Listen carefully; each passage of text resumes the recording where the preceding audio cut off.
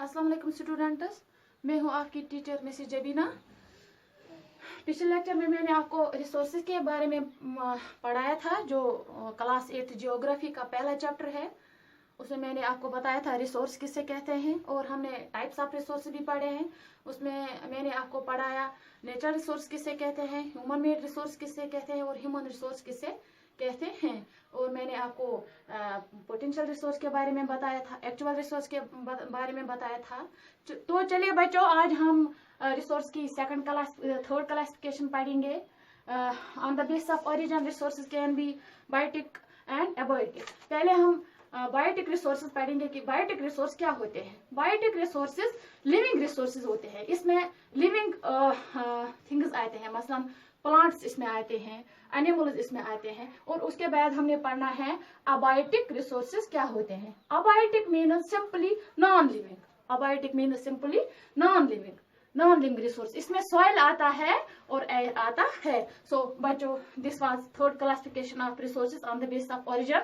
आप इसका स्क्रीनशॉट लीजिए, हम आगे बढ़े।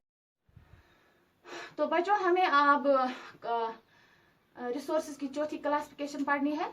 On the basis of renewability, resources can be categorized into two groups. First है renewable resources और second है non-renewable resources. Renewable resources वो resources होते हैं जो quickly renew होते हैं, उसमें सोलर और विंड एनर्जी आता है। लेकिन नॉन रिन्यूएबल रिसोर्सेज वो रिसोर्सेज होते हैं जिनका स्टॉक लिमिटेड होता है।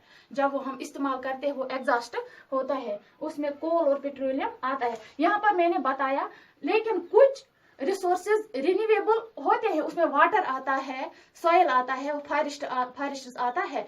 लेकिन जब हम इनका बेतहाशा इस्तेमाल करते हैं, ह्यूमन एक्टिविटीज की वजह से उन पर असर पड़ता है। जब हमें लगता है ये अनलिमिटेड रिसोर्स है, ये नेचुरल रिसोर्स है, ये रिन्यूएबल रिसोर्स है, लेकिन हमें ये जहन में रखना चाहिए कि जब हम इसका केयरलेस यूज करेंगे, इनके स्टॉक पर भी असर पड़ेगा और आगे चलकर वो बहुत बड़ी प्रॉब्लम का रूप ले सकते हैं। लेकिन हमें जहन में रखना चाहिए कि हमें वाटर का केयरफुली इस्तेमाल करना चाहिए। तो बच्चों, आप इसका स्क्रीनशॉट लीजिए, हम आगे बढ़ते हैं।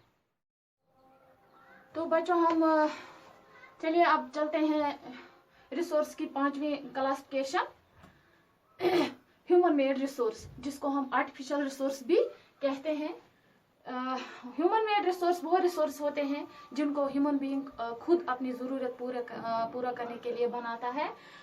ये भी नेचुरल रिसोर्स से ही बनता है। जब एक इंसान नेचुरल रिसोर्स की ओरिजिनल फॉर्म को चेंज करता है और अपनी ज़रूरत को पूरा करने के लिए बाकी रिसोर्स बनाता है, जैसे आयरन ओर जो है उसको जब इंसान चेंज करता है, आयरन में जब चेंज करता है तो उससे ब्रिज बनाता है या मकान बनाता है या इंडस्ट्री बनाता है, वही फिर ह्यूमन मेड रिसोर्स बनते हैं। तो आज के टॉपिक में बस इतना ही।